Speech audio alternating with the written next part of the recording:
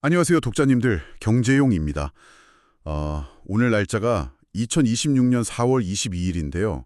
오늘 저희가 그 서울경제신문 1면이랑 주요 지면을 장식한 핵심 기사들을 바탕으로 심층 분석을 좀 진행해 보려고 합니다. 네, 안녕하세요, 기자님. 오늘 다룰 내용들이 겉보기엔 전혀 다른 분야 같지만 깊이 파고들면 아주 흥미로운 하나의 맥락으로 연결이 되더라고요. 맞아요. 태평양 위를 떠도는 글로벌 방산부터 우리 일상과 직결된 의료 정책, 그리고 기업들의 숨통을 조이는 금융 규제랑 명품 브랜드들의 세금 꼼수까지 정말 세상을 움직이는 거대한 변화의 흐름을 싹 다 파헤쳐 볼 텐데요. 기자님, 가장 스케일이 큰 바다 이야기부터 바로 시작해 볼까요? 좋습니다. 그 끝없이 펼쳐진 태평양 바다 위에서 지금 엄청난 지정학적 변화가 치열하게 벌어지고 있거든요. 네네. 서울경제신문 기사를 보면 최근에 HD현대랑 하나그룹이 미국의 첨단 방산 기업들이랑 나란히 손을 잡았다고 나오잖아요. 근데 저는 솔직히 이 대목을 읽으면서 약간 의아했어요. 어떤 부분이 가장 의아하셨나요? 아니, 미국 하면 세계 최강의 군사대국, 흔히 천조국이라고 부르잖아요. 근데 왜 굳이 한국 조선소까지 찾아와서 첨단 무인 함정을 만들겠다는 건지 그게 잘 이해가 안 가더라고요. 그게 바로 지금 미국의 안보 현실이랑 내부 시스템의 괴리에서 나오는 결과거든요. 현재 미국은 병력 자원이 계속 줄어드는 심각한 인구 구조적 문제를 겪고 있습니다. 군인이 부족하군요. 맞습니다. 반면에 중국은 엄청난 물량 공세로 해양 굴기를 시도하면서 태평양을 막 위협하고 있잖아요. 이 위기를 타개하려면 첨단 무인 함정을 정말 빠르고 대량으로 찍어내야 하는데 정작 미국 본토의 조선 생태계는 너무 오랜 기간 침체되어 있어서 이걸 감당할 능력이 현저히 떨어집니다. 그러니까 쉽게 비유를 해보자면 그 세계에서 가장 똑똑한 최첨단 자율주행 AI 두뇌는 미국이 쥐고 있는데 네네, 맞습니다. 정작 그 두뇌를 담아서 바다로 띄울 튼튼하고 가성비 좋은 하드웨어, 몸체를 만들 공장이 미국에는 턱없이 부족하다는 뜻이군요. 정확한 통찰이십니다. 결국 압도적인 선박 설계나 건조 속도를 자랑하는 한국의 기술력이 미국 입장에서는 절대적으로 필요한 생존 필수품이 된 겁니다. 여기서 정말 매력적인 부분은 이 한미 조선협력 프로젝트, 이른바 마스가가 단순한 정비 단계를 완전히 뛰어넘었다는 거예요. 단순 정비라면 원래는 그냥 고장난 배 고쳐주는 MRO 사업 말씀이시죠? 그쵸.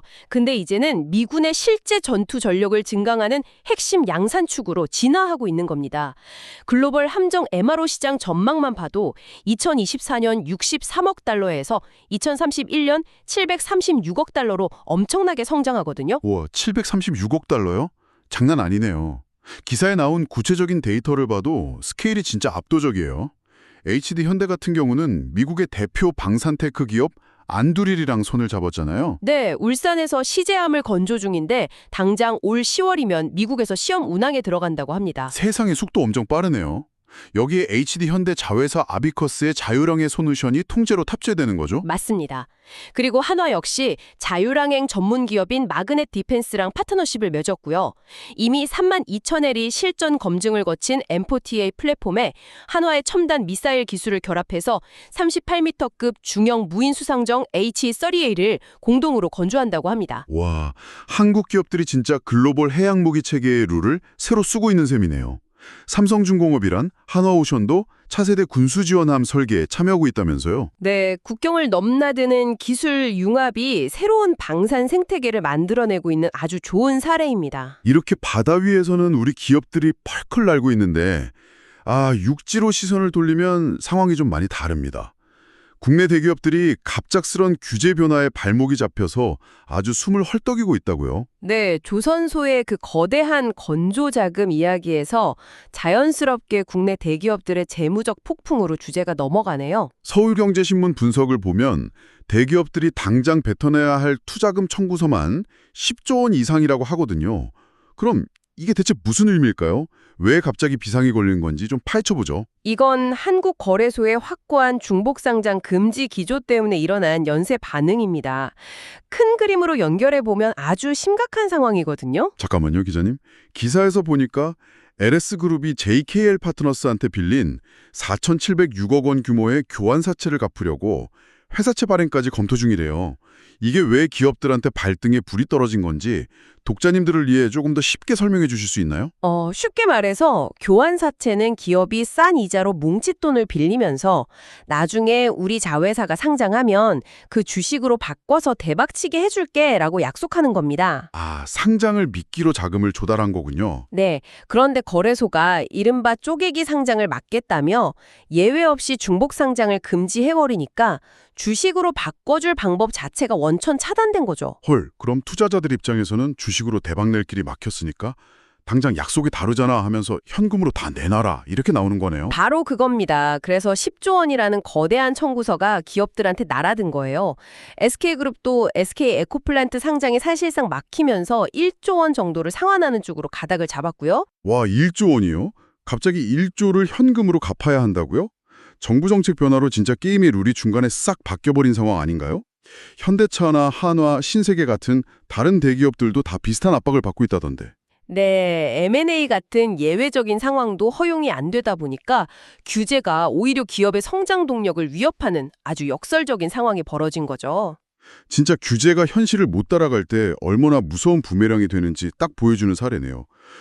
근데 이렇게 기업들이 자금난에 쩔쩔맬 때 이 제도의 허점을 아주 얄밉게 파고들어서 이익을 챙기는 것들도 있더라고요. 아, 글로벌 명품 브랜드들 말씀이시죠? 네네.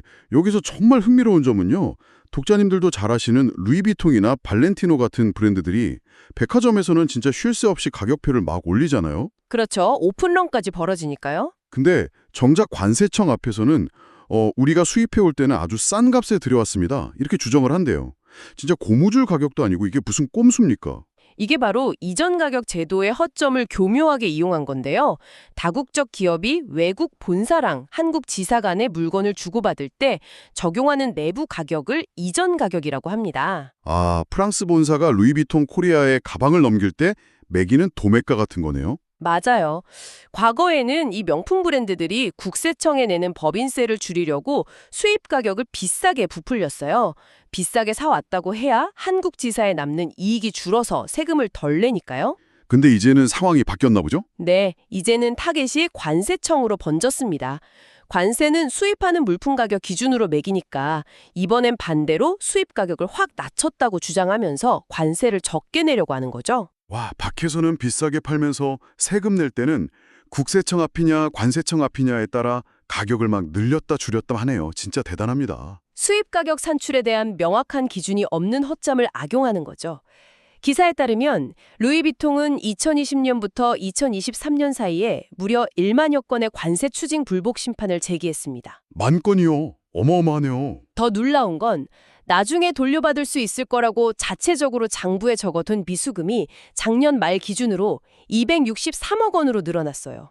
2024년 말 120억 원에서 2배 이상 뛴 거죠. 세상에 발렌티노도 2차례나 승소해서 관세 돌려받았고 프라다도 과거에 법인세에 환급받은 전력 있잖아요.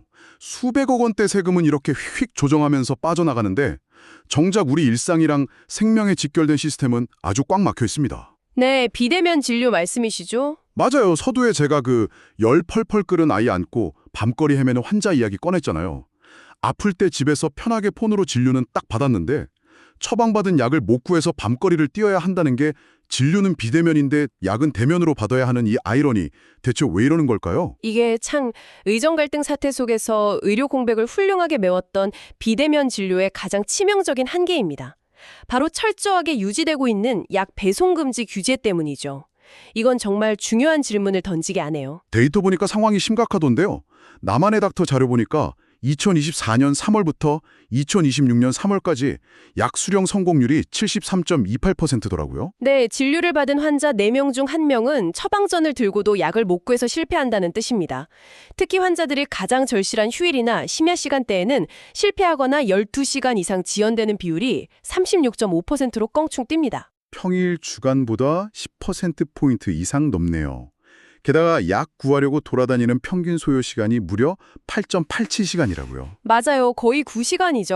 와, 진짜 9시간이면 열 끓은 아이 안고 헤맬 시간에 차라리 비행기 타고 하와이를 가는 게 빠르겠어요. 응급 상황에서 제도가 환자를 돕기는커녕 막고 있잖아요. 정말 답답한 노릇이죠. 그런데 더 큰 문제는 당장 올 12월부터 새로운 의료법 개정안이 시행되면 상황이 더 악화될 수 있다는 겁니다.